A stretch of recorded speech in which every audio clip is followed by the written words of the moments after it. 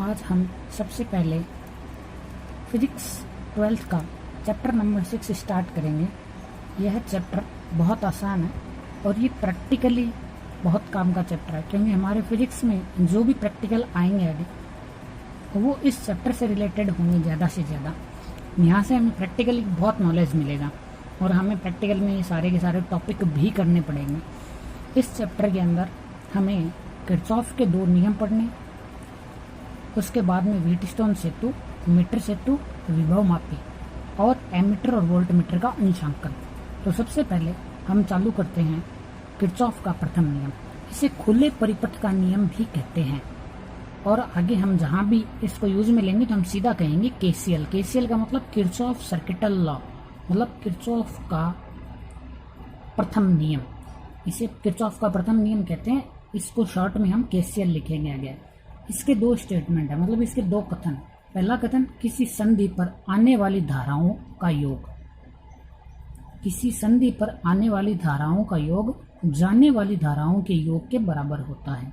यहाँ धारा से मतलब विद्युत धारा है, अर्थात किसी भी संधि पर जितनी धाराएं आएगी उतनी ही धाराएं उस संधि से निकल जाएगी। मतलब संधि के ऊपर धाराओं का कोई भी तरह का क्षय या लॉस नहीं होगा।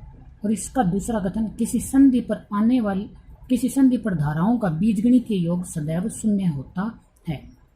दोनों स्टेटमेंट का अर्थ एक ही है, बस 2 स्टेटमेंट अलग अलग दिए हुए हैं।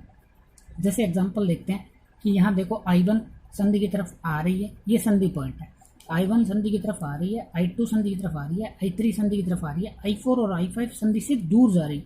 तो प्रथम कथन क्या कहता है, किसी संधि पर आने वाली धाराओं का योग जाने वाली धाराओं के योग के बराबर होता है। तो देखो I1 plus I2 plus I3 बराबर I4 प्लस I5, मतलब I1 I2 I3 संधि की तरफ आ रही है और I4 I5 संधि से दूर जा रही है। या देखो दूसरा कथन, किसी संधि पर धाराओं का बीजगणितीय योग सदैव शून्य होता है। बीजगणितीय योग का मतलब क्या है कि इसके अंदर धनात्मक और ऋणात्मक दोनों चिन्ह लेंगे। कैसे? यहाँ पर आने वाली धाराओं को धनात्मक तथा जाने वाली धाराओं को ऋणात्मक लिखते हैं। देखो I1 आ रही है धनात्मक, I2 I3 तीनों धनात्मक, क्योंकि ये संधि की तरफ आ रही है। I4 और I5 दोनों ऋणात्मक, क्यों? क्योंकि ये संधि से दूर जा रही है। और इनका बीजगणितीय योग मतलब इन सभी का योग क्या हो जाएगा? शून्य। तो हम क्या कह सकते हैं? सिग्मा। सिग्मा का मतलब क्या होता है? जोड़। IN और N 1 से N तक इजिकल टू 0। ये इसका बीजगणितीय रूप है। देखो एक एग्जाम्पल देखते हैं। जैसे मान लो ये कोई संधि है और इस संधि की तरफ देखो 2 एम्पियर आ रही है, 3 एम्पियर आ रही है, 2 एम्पियर आ रही है, 1 एम्पियर आ रही है, 4 एम्पियर आ रही है। और ये कह रहा है कि ये एक धारा है x एम्पियर, इसका हमें पता नहीं है, इसको मान ज्ञात करना है। ठीक, x एम्पियर का मान हमें ज्ञात करना है। तो देखो 2 एम्पियर धनात्मक संधि की तरफ आ रही है, 3 एम्पियर धनात्मक संधि की तरफ आ रही है, 2 एम्पियर धनात्मक संधि की तरफ आ रही है, 1 एम्पियर देखो ऋणात्मक, क्यों? क्योंकि संधि से दूर जा रही है।